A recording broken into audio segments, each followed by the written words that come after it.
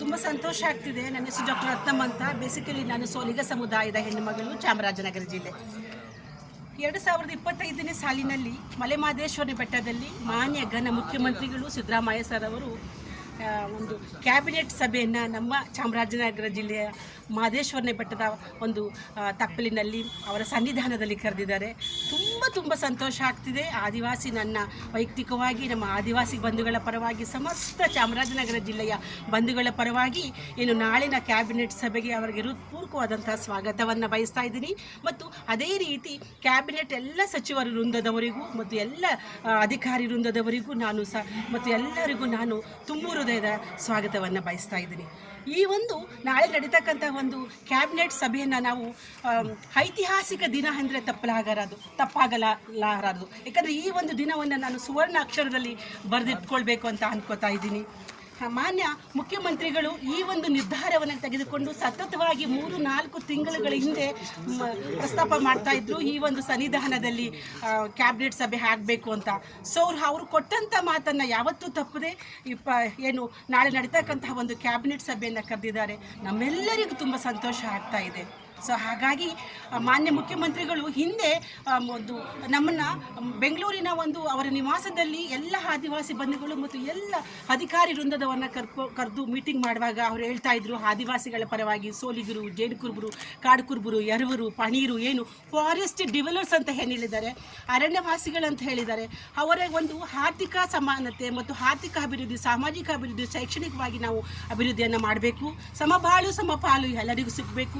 ಬುದ್ಧ, ಬಸವ, ಅಂಬೇಡ್ಕರ ತತ್ವವನ್ನು ಪಾಲನೆ ಮಾಡಬೇಕು ಅಂತಹ ಒಂದು ನಿಟ್ಟಿನಲ್ಲಿ ನಮ್ಮ ಜೊತೆಗೆ ಸತತವಾಗಿ ಚರ್ಚೆಗಳನ್ನು ಮಾಡಿ ಪತ್ರ ವ್ಯವಹಾರಗಳನ್ನು ಮಾಡಿಕೊಂಡು ಬಂದಂಥ ಒಂದು ಸಂದರ್ಭದಲ್ಲಿ ಅವ್ರು ಹೇಳಿದರು, ಸ್ವಾಮಿ ನಮಗೆ ಮೂಲಭೂತವಾದಂಥ ಸೌಲಭ್ಯಗಳು, ಕುಡಿಯೋ ನೀರಾಗಿರ್ಬೋದು, ಮನೆ ಆಗಿರ್ಬೋದು, ಈ ಥರ ಎಲ್ಲ ಸೌಲಭ್ಯಗಳು ನಮಗೆ ಬೇಕು ಅಂತ ಕೇಳಿದಾಗ ಅವರಿಗೆ ವಾಸ್ತವವಾಗಿ ಒಂದು ಕೆರೆ ಹಾಡಿಯಲ್ಲಿ ವಾಸ್ತವ ಒಂದು ಚಿತ್ರಣವನ್ನು ಗೊತ್ತಾಯಿತು.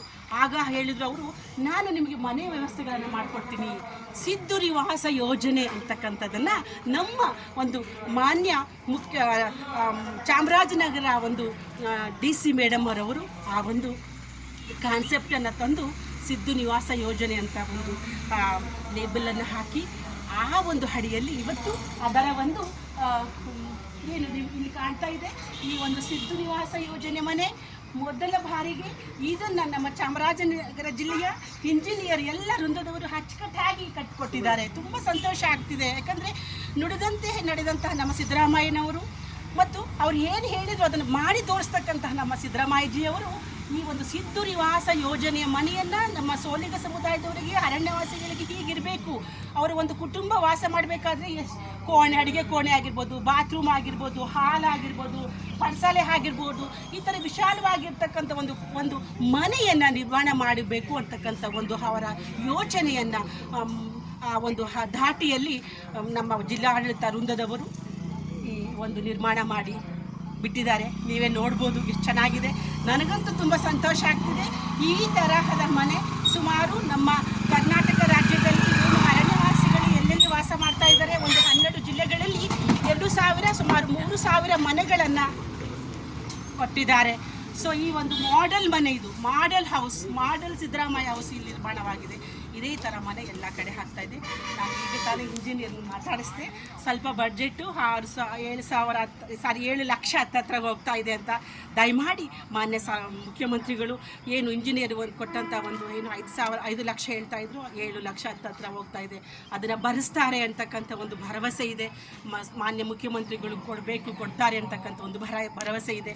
ಸೊ ಹಾಗಾಗಿ ಸಿದ್ದು ನಿವಾಸ ಯೋಜನೆ ನಮ್ಮ ಒಂದು ಆದಿವಾಸಿಗಳ ಒಂದು ಮನೆಯ ಒಂದು ಗುಡಿಸಲು, ನಮ್ಮದೇ ಆದಂಥ ಒಂದು ಜೀವನ ಮಾಡಲಿಕ್ಕೆ ಕಟ್ಟಿಕೊಟ್ಟಿದ್ದಾರೆ. ಎಲ್ಲರ ಪರವಾಗಿ, ಆದಿವಾಸಿಗಳ ಪರವಾಗಿ ವೈಯಕ್ತಿಕವಾಗಿ ನಾನು ಅವರಿಗೆ ತುಂಬ